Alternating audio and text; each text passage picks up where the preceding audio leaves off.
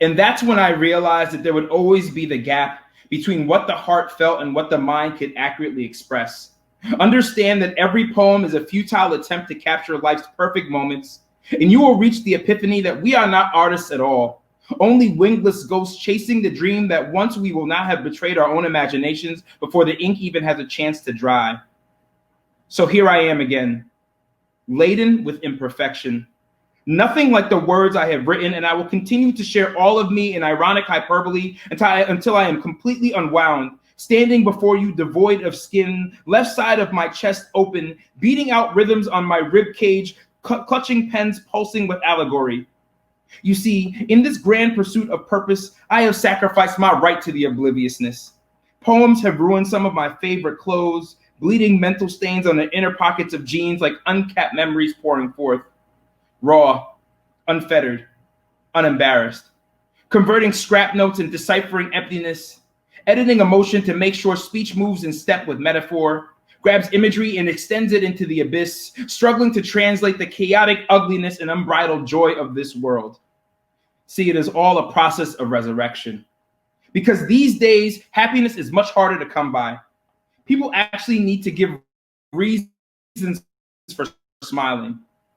Act as though laughter must be carefully rationed, so the wounded are sent back into society, growing ever more fearful of death and scared by life.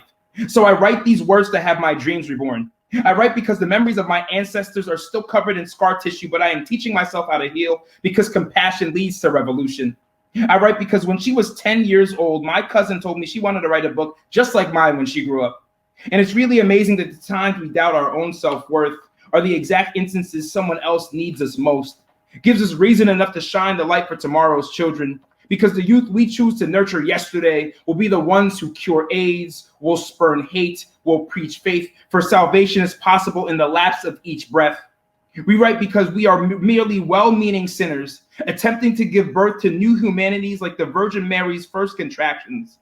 So know that the power of God is in each of us, waiting to transform these precious seconds into beautiful eternities.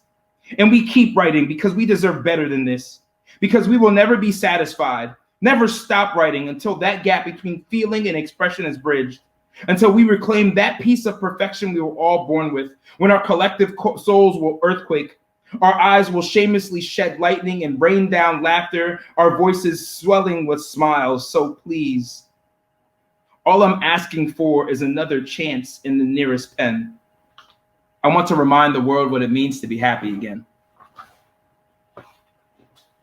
So thank you all again. As I keep going, we're gonna read you through some pieces that really spoke to me in the book. There's almost 50 pieces in the book, but again, tonight I just wanted to share of and in moments with you all. This piece is called Day 68, and I am including this as a tribute to my nephews. My sister has two sons. It was written the day of my oldest nephew's birthday, and my youngest nephew, his birthday is this weekend, and so I thought it was a fitting tribute and a fitting way to go into a couple of the pieces that really focus on family.